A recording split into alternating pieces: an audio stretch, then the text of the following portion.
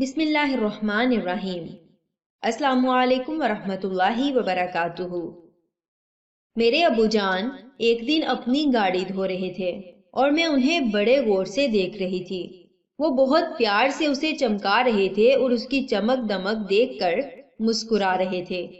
میں نے پوچھا، آپ گاڑی کو دیکھ دیکھ کر اتنا خوش کیوں ہوتے ہیں؟ انہوں نے جواب دیا کہ یہ میرے رزق کا ذریعہ بنتی ہے اور اس رزق سے میرے بچے پلتے ہیں، اس لیے مجھے اس سے بہت محبت ہے۔ وہ بات مجھے بہت پیاری لگی۔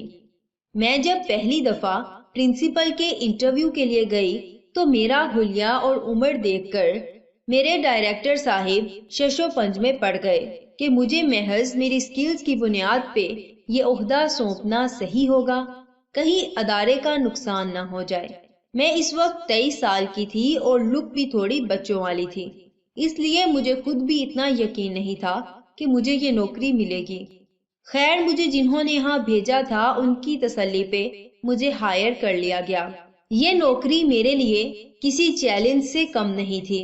میرا پہلا تجربہ تھا اور میں تھوڑی جذباتی بھی تھی۔ مینجمنٹ سنبھالنے کے لیے تحمل مزاج ہونا بہت ضروری ہوتا ہے۔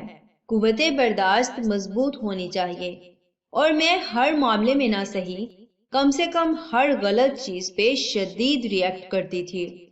خیر، شروعات میں بہت مشکلات ہوئیں کیونکہ میں جس ادارے کے لیے کام کر رہی تھی اس کے اونرز بھی تجربہ کار نہیں تھے۔ میں کبھی بہت ضد ہو جاتی تو کہتی کہ پرنسپل بننا کسی عذاب سے کم نہیں ہے۔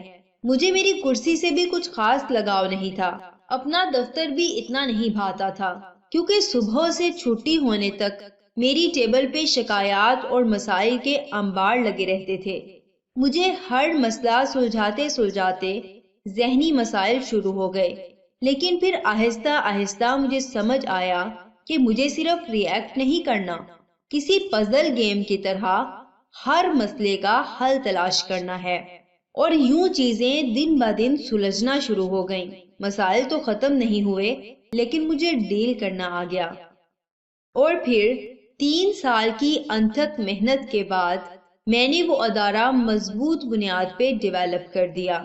جیسے ہی کرسی سے محبت شروع ہوئی، میرا وقت وہاں ختم ہوا اور مجھے ایک دوسرے ادارے میں نوکری مل گئی۔ اب کی بار کالج مینجمنٹ سنبھالنا میرے لیے پھر سے ایک چیلنج بن گیا۔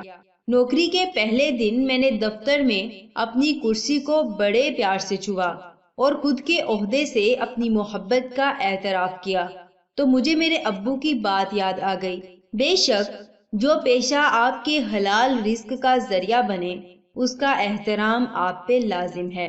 جزاکم اللہ خیر و احسن الجزا۔ السلام علیکم ورحمۃ اللہ وبرکاتہ۔